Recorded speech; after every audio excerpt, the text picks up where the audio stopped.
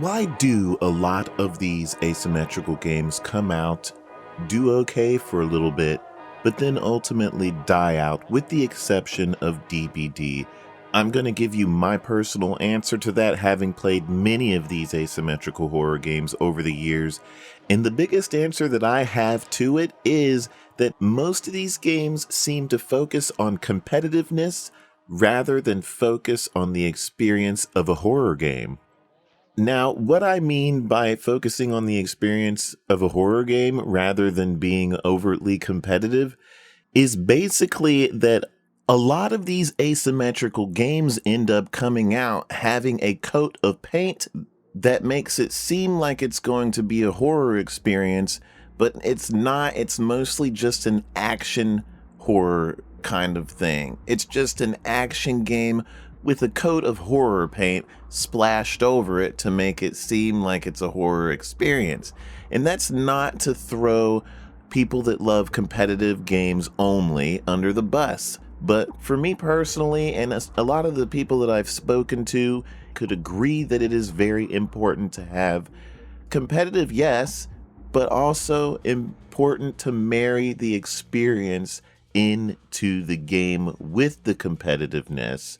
And that's what starts to make it special, right? What I mean by this is, for example, the tension building. In a horror movie, it's very important to build suspense and tension. And in last year, one of the biggest problems with this game is that when you get in there, the ingredients to a horror are not existent.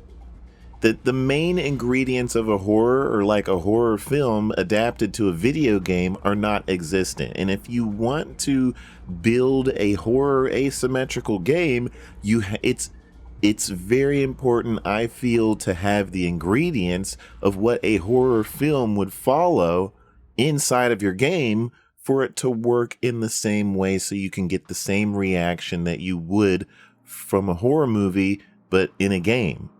What I mean by this is, for example, the tension building. In a horror movie, it's very important to build suspense and tension.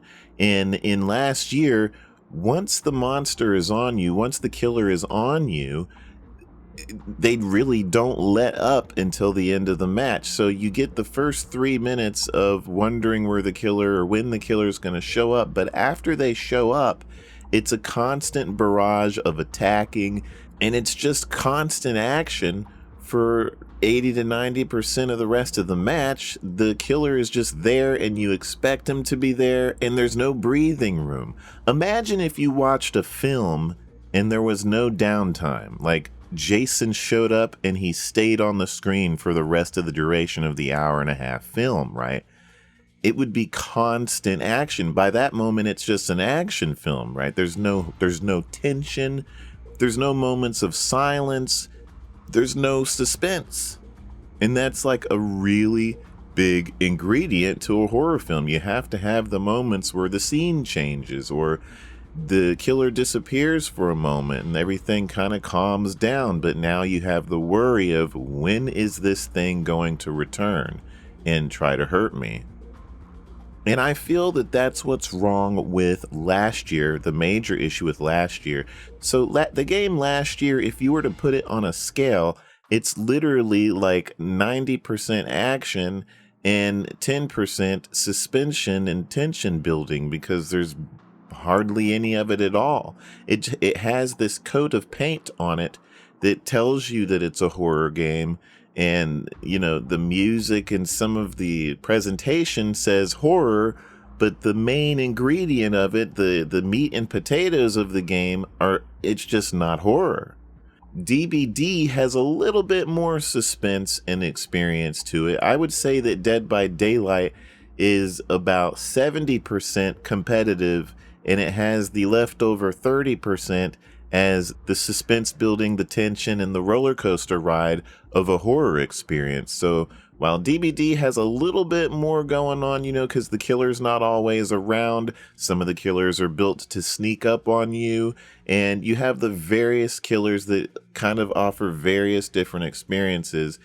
So Dead by Daylight has 30% experience and that big hefty 70% competitive nature to it, to where, you know, when you get in a chase, everything becomes about winning, you know, for the killer and the survivor. The experience of a horror kind of wavers off, and you're left with the competitive part kind of kicks in. You know, you're trying to get through the chase and all that good stuff.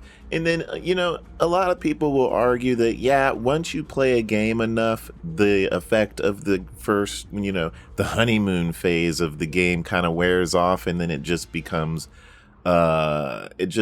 straight up competitive, and then that's all you're left with. But I do beg to differ, because there are still some times, even with DBD after all these years, where certain killers they'll get me, you know, they'll come around the corner, I didn't expect it, and they'll get me, you know, I get that feeling. There's still moments in Friday the 13th when a good Jason will give me this really long chase, and it's heart pounding, you know, and I feel in even single player games. Now it is single player, but Alien Isolation, with the alien hunting me down, that still gets me going, and I've played that game many times.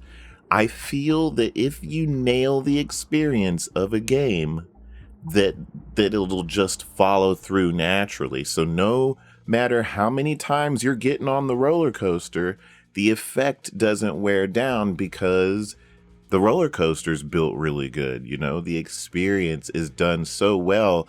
In that effect, I feel it's very, very important to kind of reach that 50-50 equilibrium within your horror experience in a game. You have to have the 50%, which is the experience that consists of presentation, the design of the gameplay, which is very important, because if you screw up the design of the gameplay, it can really affect your game into being too competitive and not left with not enough experience. But, you know, the graphics, the sound design is a really major part of it. And just the gameplay is, you know, it has to be built in the way it works, to where the experience can kind of come through, right? If the game is too competitive, and people feel that your game is too competitive, or it's too difficult, or it's hard to get into, not to say that it has to be a casual experience. You don't want it to be too casual either, because then that's, you know, people want a challenge. They want depth. They want a deepness to the gameplay, but just enough to where it's not getting too competitive, right? You want the experience of the game to still wrap around the competitive nature, and it has just this well-rounded feeling to it, you know, where you can get in, you can jump in and have your roller coaster ride, have your scares and all that good stuff, and the chases are good, and hide and seek is really fun. And that is what I'm hoping that Texas Chainsaw Massacre the game will deliver to us. That is the big hope, you guys. Cross your fingers. That is my biggest thing. And this is just a topic that I have been talking about since 2016, when Friday the 13th came out, and then all these other asymmetrical horrors have come out. It's just something that I've learned and that I've seen for a very long time now, enough to where I can say, you know, it's important to hit that 50-50%. And I really hope that Texas Chainsaw kind of does that, where it hits the 50% competitiveness, where it's competitive just enough to where it has depth and it's exciting. And then the other 50% is going to be the way the gameplay is handled, the way everything works together, the way the environment looks, the way the sound design is hitting, you know, all those important elements sort of marrying in with each other to create a roller coaster ride that you will never want to get off of, at least anytime soon, as long as the game remains supported and it grows and the experience kind of sets a bar. And that's what I'm hoping for, you guys. I just wanted to make this video to kind of explain where my mind is at, because I know a lot of you see me play these games and I'll be excited for the first week or two, and it's not because I'm just hyping the game up or whatever like that. It's really I'm honestly passionate about the game. But you know what happens? Well, what happens after these first 1 or 2 weeks is that there's a entry barrier, right? to where a lot of the people that come in that are new, it ends up being a highly competitive game, and then the new people, you know, they start getting whapped.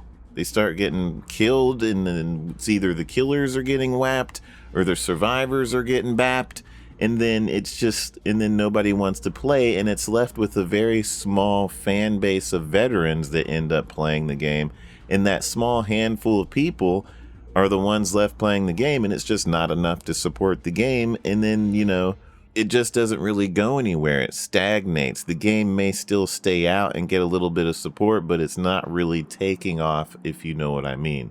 So it will be really nice to see another game come out and last a little bit longer than 2 to 3 weeks up to a month, with growth of gamers playing it, because it's actually enjoyable. And that's, you know, that's really something I hope for with Texas Chainsaw Massacre, that it kind of breaks through this really hard gate that seems to be a barrier that a lot of asymmetrical games just can't get past. And to be honest, you guys, Dead by Daylight, it had the same problem that all these other games came out, but they saved it at the last minute. And I remember, because I was there at the beginning of DBD, their game was going down the same path that every other asymmetrical did, but what saved it was Michael Myers. As soon as they released Michael Myers, everybody came back. The devs had bought themselves some time, and they started to correct their mistakes that they saw. You know, they picked up on what was going on, and they kind of continued the whole thing. Whenever their people start to drop off, they bring out a licensed killer, and then it kind of wash, repeat, you know, until it got popular enough to where they could sustain themselves, and it got really big. But their licensed killers is what kind of brought them the audience. They finally earned enough people through all the licensed killers to where they could create a rank system. They could fix all the gameplay complaints and all that good stuff, and it finally reached a place where they could sustain themselves. Not every asymmetrical is lucky like that, though, and their audience dies off. They can't manage to get a licensed killer, and the game kind of just goes down the drain. Now, with what the devs have explained of the meta for Texas Chainsaw Massacre, both Gun and Sumo have been talking about, it seems like they're coming close to this 50-50 equilibrium with the experience versus the competitivity of it, and they'll have a good way to please both crowds. And this is not to put down, you know, this video is not to put down competitive games. That's another cup of tea. My cup of tea is I enjoy a really nice horror experience. I also like a little bit of competitivity. I like a little bit of both worlds. But with some of the games like last year, where it's just overly competitive and there's just too much reliance on the gameplay, and it just has a coat of paint of horror, but it doesn't really feel like a horror experience, that's just not for me. It's just not my type of game. I want a game that feels genuinely like a horror experience, but also is delivering some really fun multiplayer challenging gameplay that has some depth to it. That's just me personally. That's the type of game I'm looking for. So I hope it happens with Texas Chainsaw Massacre. Let's cross our fingers, you guys. I want to see it succeed, and I'm here to stick with it as long as it kind of keeps going in the direction it seems to be going. Given what the devs have explained so far of the meta, it is sounding juicy, sweet, and like a delicious treat. And I hope it knocks people's socks off. And I hope that when we play it, we can see that it's heading in a really nice direction. You guys, I will see you soon around at the technical test time. Have a good one, and I'll be talking to you later. Bye-bye.